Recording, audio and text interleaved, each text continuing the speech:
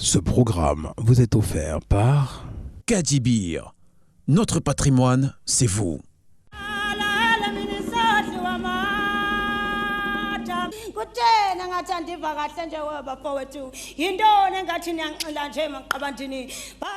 Ça aurait été une surprise si le premier club de foot en Afrique du Sud était noir. Sport contrôlé et encadré jalousement par des colons et missionnaires blancs. La première équipe officielle est formée en 1879, soit 19 ans après l'arrivée du tout premier cuir de foot dans la ville du Cap. Le Pietermaritzburg livre ses premiers matchs contre les colons britanniques. Quelques mois plus tard, des clubs poussent de toutes parts, comme des champignons. Le PC, Natal Wasp, Durban Alpha et Ungeni Stars et bien d'autres s'associent et créent la South African Football Association en 1882, transformée plus tard en Football Association of South Africa, constituée uniquement de clubs blancs.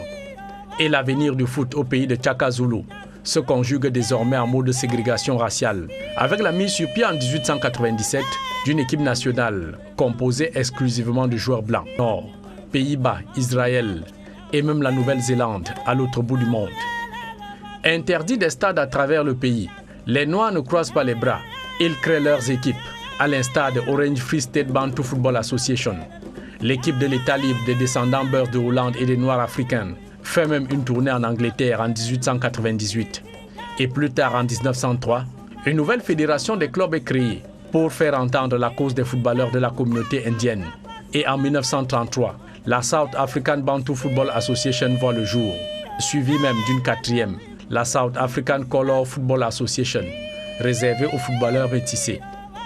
De 1900 à 1930, les équipes noires foisonnent de toutes parts, drainant des foules. Elles deviennent les plus populaires du pays.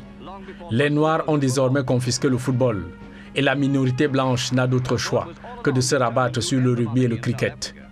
Refusant de perdre la face, l'administration blanche impose sur les papiers une suprématie officielle introduite en Afrique du Sud par les Britanniques pour éduquer les sauvages. Colons et missionnaires ont perdu le contrôle de ce sport.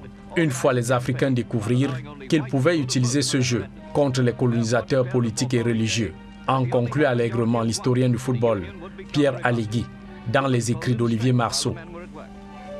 By no means did Dr. Vervoort have it all his own way.